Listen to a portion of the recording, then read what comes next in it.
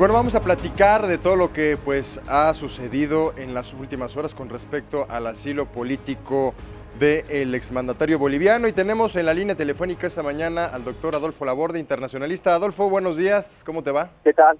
¿Qué tal? Muy buenos días, saludos a todos. Adolfo, precisamente pues el día de ayer ya se vivió la llegada del exmandatario boliviano a nuestro país, y bueno, pues muchas personas dicen que si esto es legal o no, pero bueno, más allá de todo esto, ¿en qué beneficia o en qué perjudica a nuestro gobierno la presencia o el asilo político de este exmandatario boliviano? Bueno, mira, como sabemos, México tiene una tradición histórica de asilo, una tradición de ayudar a los personajes políticos que se encuentran en peligro por su situación activista, por su situación política, etcétera. Sin embargo, eso también se pone de manifiesto la polarización que hay en el país. Política, a eso me refiero. No está de más decir que en México pues se veía a ese Evo y a nuestro presidente como los nuevos ejes de acción en la lucha progresista en América Latina, sumándose en el futuro cercano el nuevo presidente de Argentina. Entonces, esto de alguna manera rompe con esa idea del bloque.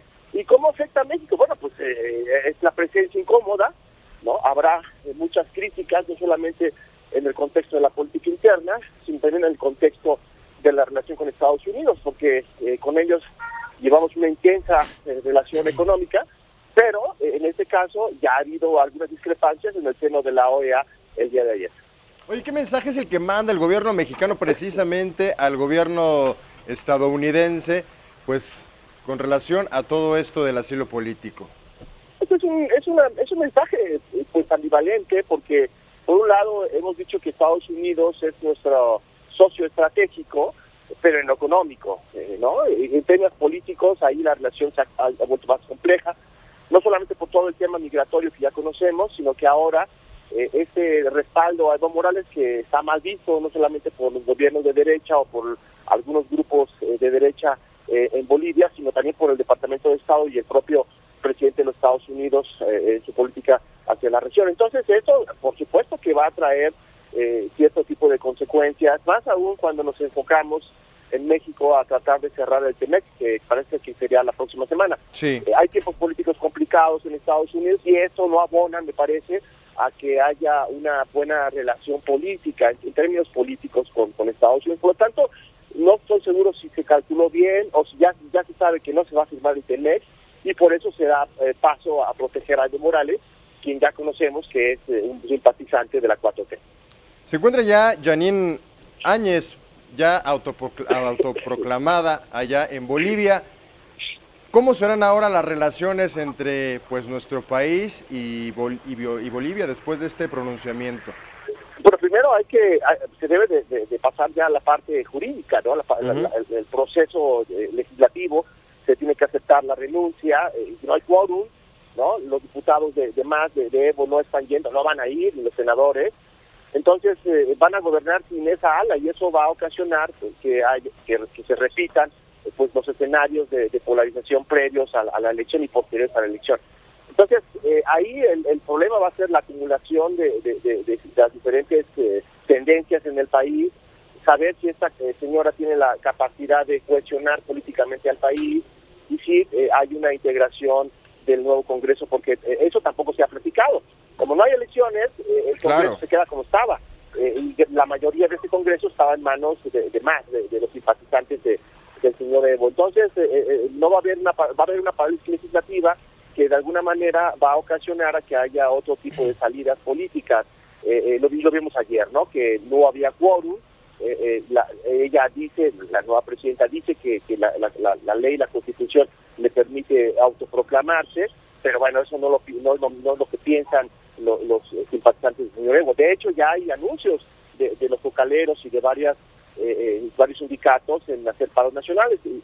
Vemos también el tema del ejército. Entonces sí, la cosa se agudiza, no está fácil. México tendrá que tomar una posición. México no puede desconocer o conocer a este gobierno en transición, porque daría paso a una ruptura total. En todo caso, tendríamos que estar muy atentos de este proceso electoral que tendrá que darse en menos de 90 días, como tú bien comentas. Adolfo, ¿nos ven como villanos, como una nación de verdad que, pues al final de darle el asilo político a su exmandatario. No sé si ahora las relaciones entre ambos países podrían verse un poquito afectadas. ¿De verdad nos ven con mala cara los bolivianos? Mira, como en todas partes hay simpatizantes y gente que no quiere a Evo, ¿no? Y eso tiene que ver un poco con la lógica de la proporción y de las preferencias. El Evo Morales tenía en sus elecciones más del 60-63% de aprobación electoral. Estoy hablando de aprobación electoral. Cuando lanza el referéndum, pierde su preferencia electoral. En ese referéndum baja al 49%. Entonces estamos hablando de un país que el 50%, el 49% lo quiere y el resto no. Entonces, el problema es que no se gobernó para todos. Ahí radicó el gran problema de Evo, que no supo negociar, compaginar los diferentes intereses nacionales, y eso, bueno, pues tiene que ver con su necesidad o necedad de permanecer. Entonces, es polarizado, hay gente que sí lo quiere, ¿no? Lo estamos viendo, hay gente que lo apoya y hay gente que no lo quiere, ¿no? Y eso es parte también de la polarización que existe en los países como Bolivia, como México, que es lo mismo, ¿no? Hay gente que votó por el señor Obrador y hay gente que no votó por él. Es lo mismo. Bueno, y precisamente hablemos ya finalmente de esta polarización que se presentó aquí en nuestro país. Muchas personas apoyan la presencia de Evo Morales en México, otras tantas no apoyan, no están de acuerdo. ¿Por qué se presentó esto si al final del día, bueno, pues no son asuntos de nosotros, ¿no? Estamos dando pues completamente un asilo político que no tiene nada que ver con lo que sucede allá, ¿no? Mira, el problema aquí es que los principios básicos de la política exterior, ¿no? La no intervención, la solución pacífica de las controversias, la autodeterminación de los pueblos, pues no se cumplió como en el caso de Venezuela, ¿no? Entonces estamos hablando de una política exterior a modo. Aquí sí hay una intervención, ¿no? O sea, ¿qué más intervención o qué más muestra de intervención es cuando mandas un avión de la Fuerza Aérea Mexicana a rescatar a una persona que está acusada de fraude electoral? Entonces, eso es lo que provoca la discrepancia en el contexto de la opinión pública en México. Yo no estoy en contra de que maten a nadie, por supuesto, ¿quién puede estar en contra de eso? Nadie. El tema es el personaje en cuestión, ¿no? Si hubiera sido una persona, ¿no? Y además también el tema del golpe, ¿no? No sabemos técnicamente si es un golpe o no. No, pues la OEA dijo que fue un autogolpe de Estado. ¿Tú consideras que eso en realidad sí fue así, Adolfo? Mira, si leemos la letra o los conceptos académicos, técnicos al pie de la letra, pues esto se puede interpretar de muchas maneras, y ese es el problema de la reinterpretación de los conceptos. Aquí, por ejemplo, pues sí podemos hablar de una presión del ejército, de los grupos de derecha, de los que no querían a Evo, pero también tenemos que reconocer la expresión popular de la gente que se percató que había un fraude electoral, ¿no? Y eso no lo dice la gente, lo vio la OEA, la OEA lo auditó, ¿no? Y la OEA es un organismo regional a la que todos pertenecen, ¿no? Entonces, hay instituciones que de alguna manera tienen credibilidad, ¿no? Independientemente que estemos o no estemos de acuerdo con su dirigencia macro, y eso, de alguna manera, repito, genera esa crisis, es el parteaguas de la crisis, me parece. Entonces, yo creo que en el contexto del asilo o del golpe o no golpe, hay muchos elementos que hay que considerar. Para algunos es un golpe por la sugerencia, ¿no?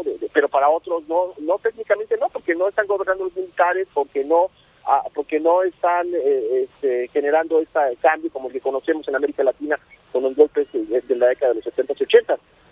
Pero sí hay un ingrediente importante que no hay que dejar, que son los militares. Sin los militares, pues esto seguramente estaría todavía en tema de discusión en las calles y en tema de protesta, como sigue hoy en día. Entonces ahí me parece que hay que tener mucho cuidado, hay que entender la situación en un enfoque de 360 grados, no victimizar a nadie y ver realmente cuáles son los hechos que se dieron en Bolivia y que ocasionaron la salida de él. Bueno, pues ahí está la opinión de Adolfo Laborde, internacionalista. Gracias por tomarnos la llamada, Adolfo, y por ponernos al tanto con respecto pues a todo esto que se ha venido suscitando en las últimas horas con relación al asilo político de Evo Morales aquí en nuestro país. Gracias, que tengas muy buena semana. Muy buena semana, hasta luego. Gracias, Adolfo.